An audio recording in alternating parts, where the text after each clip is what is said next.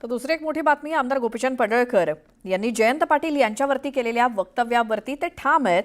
पंतप्रधान मोदींच्या आईवर एआयच्या माध्यमातून टीका झाली, त्यावेळी शरद पवारांनी फोन केला होता का असा सवाल पडळकरांनी केला। त्याचसोबत माफी मागायचा काय विषय येत नाही। दरम्यान मुख्यमंत्री फडणवीसांचा मला फोन आलेला होता, इथून पुढे अशी वक्तव्य करू नका असे आदेश त्यांनी दिले। त्यांच्या सूचनेचं मी पालन करणार आहे अशी माहिती पडळकरांनी दिली। राज्याचे मुख्यमंत्री माननीय देवाभाऊंचा मला फोन आला होता आणि या संदर्भामध्ये अशी वक्तव्य करू नका अशा पद्धतीची सूचना मला माननीय मुख्यमंत्री महोदयांनी दिलेली आहे। मी त्यांच्या सूचनेचं पालन करेन। पुढे काय आपण निर्णय काय घेणार? नाही, माननीय मुख्यमंत्री महोदयांनी ज्या मला सूचना दिलेल्या आहेत त्या सूचनेचं मी पालन करणार। पवार आणि माननीय देवाभाऊंच्या मातोश्रींच्या वरती जेव्हा खालच्या लेवलला जाऊन टीका केली तेव्हा फोन केलता का? मी तर काय मीडियामध्ये बघितलं नाही। नंतर देशाचे पंतप्रधान जागतिक नेते माननीय नरेंद्र मोदी साहेबांच्या मातोश्रीवरती एआयच्या माध्यमातून एक चुकीचा व्हिडिओ तयार केला तेव्हा पवारांनी माननीय मोदी साहेबांना फोन करून निषेध वगैरे व्यक्त केला का?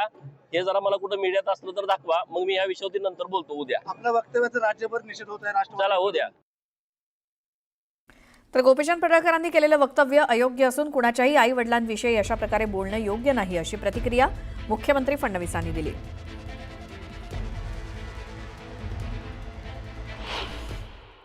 गोपीचंद पडळकरांनी जे स्टेटमेंट केलं ते योग्य आहे असं माझं मत नाही।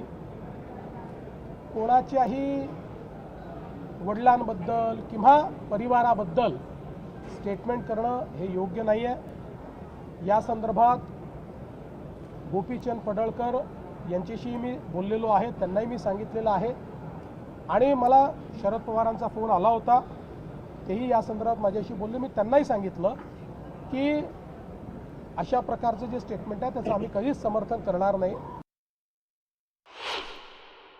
गोपीचंद पडळकर हे एक तरुण नेते आहेत, अतिशय ॲग्रेसिव्ह नेते आहेत आणि अनेक वेळा ॲग्रेशन दाखवत असताना आपल्या बोलण्याचा नेमका काय अर्थ निघेल हे ते लक्षात घेत नाहीत आणि म्हणून मी त्यांना हे सांगितलेलं आहे की हे लक्षात घेऊनच आपण ॲग्रेशन ठेवलं पाहिजे।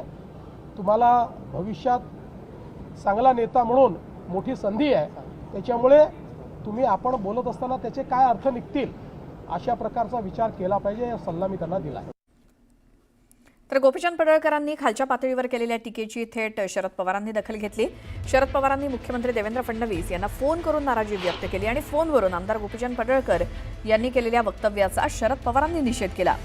ही भाषा आणि वृत्ती गलिच्छ आहे, जी महाराष्ट्राच्या सुसंस्कृत राजकारणाला शोभणारी नाही अशा शब्दात पवारांनी तीव्र नाराजी व्यक्त केली।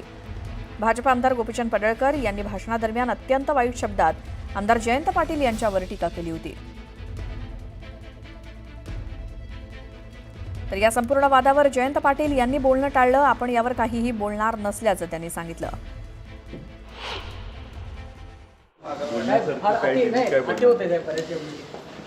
तुम्हीच सांभाळायचं, मी काहीच बोलणार नाही।